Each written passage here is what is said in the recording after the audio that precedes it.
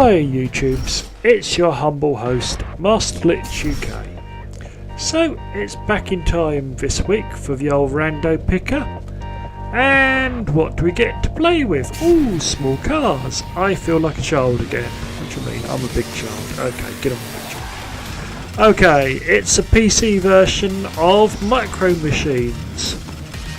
The Steam version. Well, you start off choosing your chariot, and it's off to battle a selection of either computer controlled AI cars, or you've got a couple of other options which I'll deal with later. All cars have special abilities, something like a laser or a gun or something, and a couple of other abilities. Again, we'll deal with that in a bit. The whole idea is you temporarily disable your opponent for a couple of seconds to get yourself ahead of them. The whole idea is get yourself round the random track as fast as possible, and so you're number one. As I say, zapping them allows you to pass your opponent, get ahead, and as I said, the whole idea is to get into first place and win in the best time possible.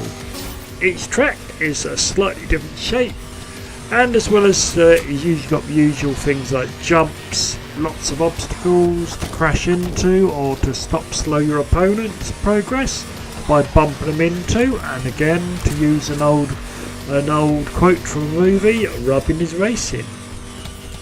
You also have missions you can do, like destroy a set number of opponents and things like that, just to spice it up. So let's talk abilities. Most vehicles have a primary weapon, and then there's a secondary thing, like you can mark an enemy to do extra damage when you hit it, or you can like do turning on sirens to reduce damage to yourself, or having a shield. And then you have an ultra extra special ability which has a big couple of seconds use, then a huge sort of slow down bit which you can't actually use it for. So like on a police car, it allows a helicopter to come in, support you, which fires off at the enemy and follows you around. Nina and all that stuff. The car controls are generally very easy and intuitive to pick up. All very simple WSAD, and at the bottom of the screen you also have a radar like screen which shows your position on the map, your enemy's position, and anything else that you need to know about, like your last death, etc. Oh, I also forgot, like I said, the extra special abilities all have a very tight time limit of use on, then a very big timeout before you can use them again. Well, it is extra special abilities, what to expect. Well, you also have emotes to sass your opponents or online friends with as you overtake them, and test your metal against. Okay, what can we do with this game? You have special events, and these are the options: quick plays, then ranked matches, and lastly a sort of skirmish mode where you can play against AIs like I do in the most of the footage you're seeing played, or against friends via LAN, WAN, etc. My favourite bit is when you lose, you see who actually damaged you with a little picture and a bit of advice about if it was an AI, human, etc. So let's talk base selection of vehicles. What do you get to start off with playing? You have a monster truck, an ambulance, a huge like dump truck type thing, a fire engine, rather Americanized version by the look of it, a modern race car or ultra modern race car, a space car, sort of straight off of Space 1999, a tank, a sort of chopper truck sort of thing, a hovercraft, a police car, as I was saying, which I tend to use a lot because I liked it, a tracked vehicle, not rather sure what it is, it's not really a tank, I'm not really sure what the hell it is.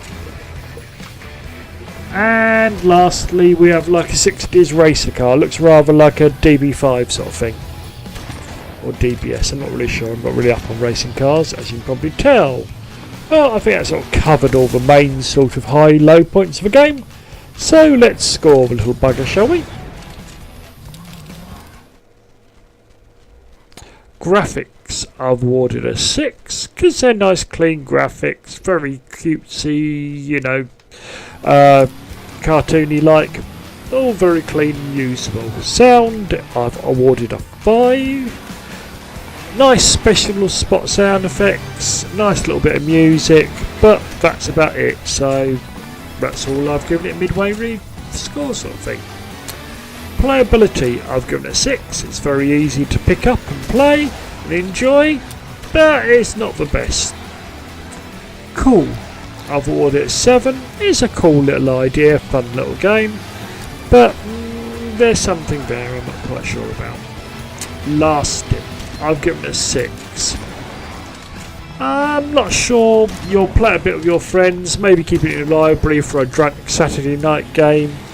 But I think that's all it is. It's just a fun little light-hearted game you keep as a palate cleanser. Not really a long-term, play it all the time game. So that gives us a total of 30, which gives us a respectable game score of, in our book of mag, of a B. But personally, I'm on the fence with it. It's not really my jam. I think there are better choices out there, and it saddens me as I really used to love this game on other platforms. Maybe it get remade again, but there's just something off about it. Maybe it's because it's all keyboard, there's no mouse controls really. I'm not really sure. There's just something about it I don't really like. But maybe you're into it. Who knows? It's just, as again, my opinion. Well, next week, if I can get enough good footage, I intend to go back and do a good old Division video. And to show, you know, how to get 6 survival caches using my sort of standard run. And I'll also talk about what I think of 1.8 and the upcoming stuff. And any other stuff in my head around the game, state of the game, etc. Maybe talk about gamesmanship, cheating, etc. So it's sign-off time from your humble host, Masterlitchuk, until next Saturday. Oh, and I believe you to at home enjoy some of my bad gameplay. So, it's my time to shut the hell up and say goodbye.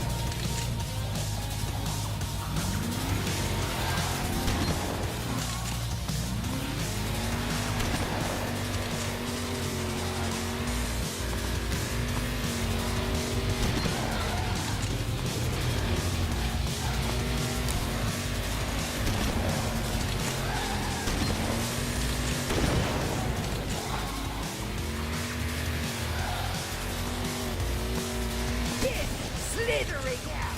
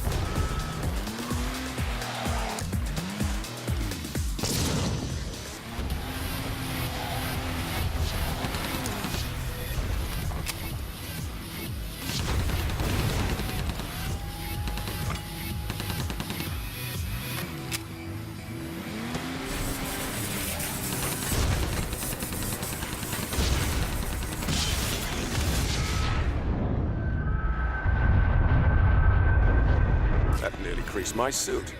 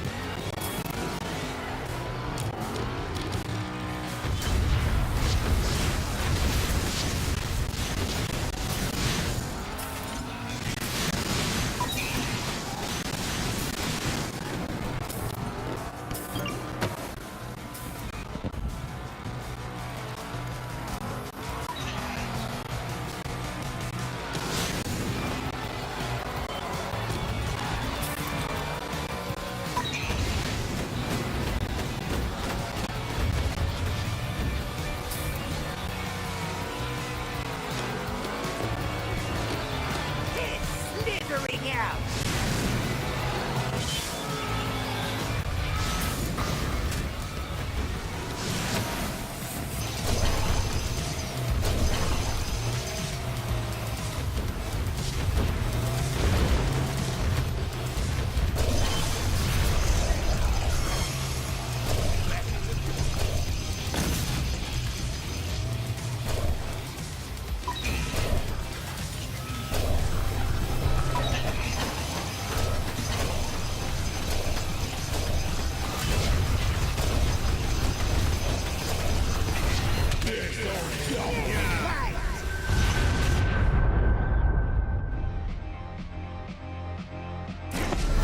Healed up nicely.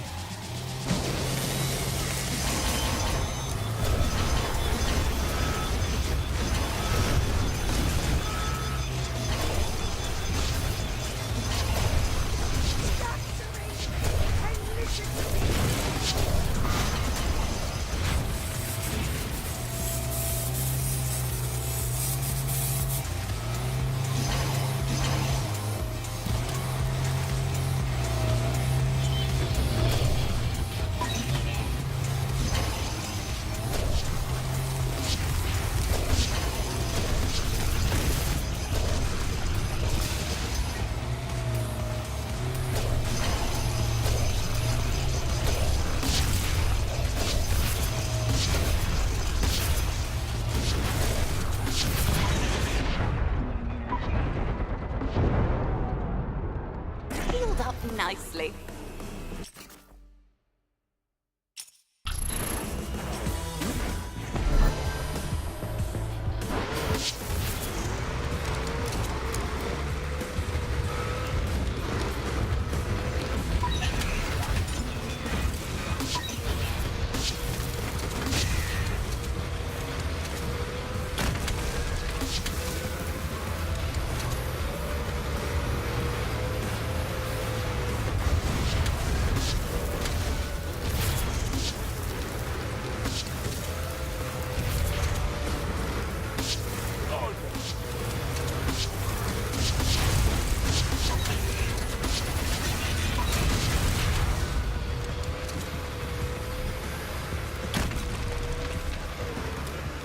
Slithering out.